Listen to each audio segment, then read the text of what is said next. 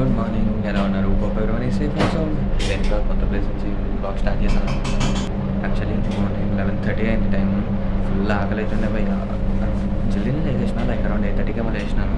లేచిన తర్వాత data transfer పెట్టుకొని ఫ్రెష్ అప్ అయ్యి కూర్చున్నాం అందరం. సెట్ వేసుకుంటూ లేట్ అయిపోయింది. సరే ఇంకా అందరూ రెడీ అవ్వడానికి వెళ్ళారనమాట. ఇంకా నేను కూడా ఆకలి అవుతుంటే ఇంకా దగ్గరలోనే ఒక kind of bakery kind of ఉన్నది ఫుడ్ ప్లేస్. సో ఇక్కడికి వచ్చాను, శాండ్విచ్ ఆర్డర్ ఇచ్చాను. హర్షణ్ బయట ఉన్నాడు.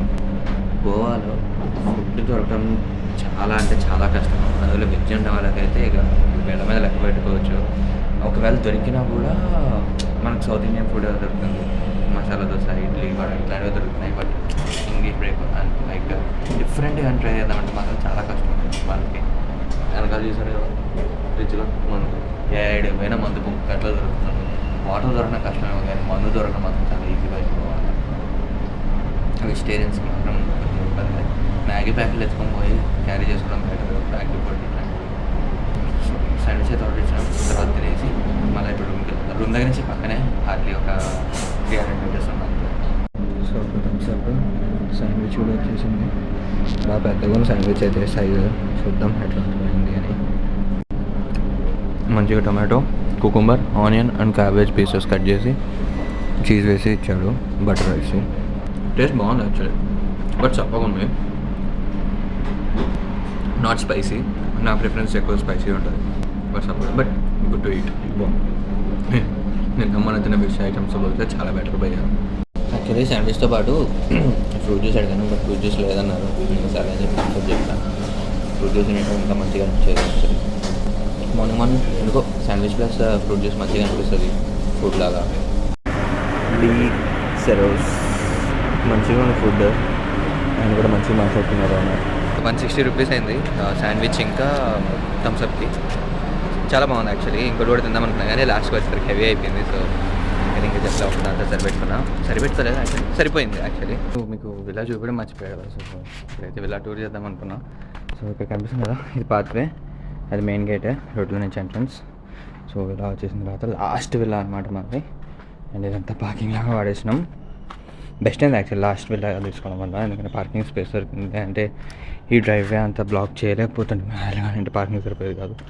అండ్ ఇక్కడ పూల్కి అటు సైడ్ స్టేర్ కేస్ ఉంది కదా, ఆ స్టేర్ కేస్ నుంచి ఎక్కినా కూడా మళ్ళీ లోపలికి ఎంట్రన్స్ ఉంది. ఇది ఒక డోర్, కింద బెడ్రూమ్ ఇది. సో ఈ డోర్ బ్లాక్ చేసేస్తున్నారు. ఇది మెయిన్ ఎంట్రన్స్. అండ్ ఇది హాల్, ఇది డైనింగ్ ఏరియా, టీవీ ఉంది. ఇది ఒకటి, సోఫా సెట్స్ 3 ఉన్నాయి. కిచెన్, ఇది ఒక bedroom with attached bathroom. And పైకి వెళ్ళిన తర్వాత సేమ్ ఇంకో 2 రూమ్స్ ఉన్నాయి.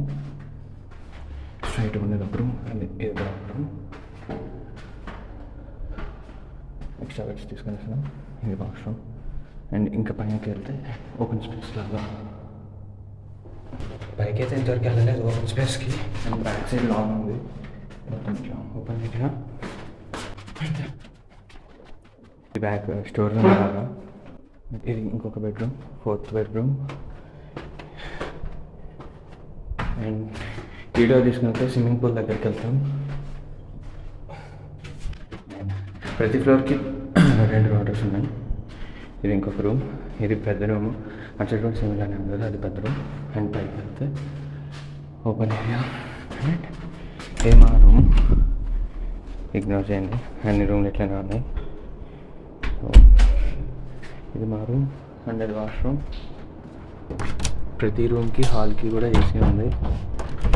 And this is balcony. మీరు చూసిన స్టోరీస్ అన్నీ నేను ఇక్కడ నుంచి పెట్టినట్టువే. Nice no. సో ఇది మా 6 BHK విల్లా మేము ఉన్నది. అండ్ రెంట్ వచ్చేసి 24,000 రూపీస్ పర్ డే. మేము అరౌండ్ 23 మెంబర్స్ ఉన్నాం కాబట్టి మాకు తక్కువలో వచ్చింది. లేదంటే మాత్రం కాస్ట్ ఎక్కువనే. గ్రూప్గా ఉన్నప్పుడు ఇట్లాంటివి బెనిఫిషియల్ యాక్చువల్లీ. సో అదనమాట మా విల్లా గురించి. విల్లా ఎలా ఉంది కింద కామెంట్స్లో తెలియజేయండి.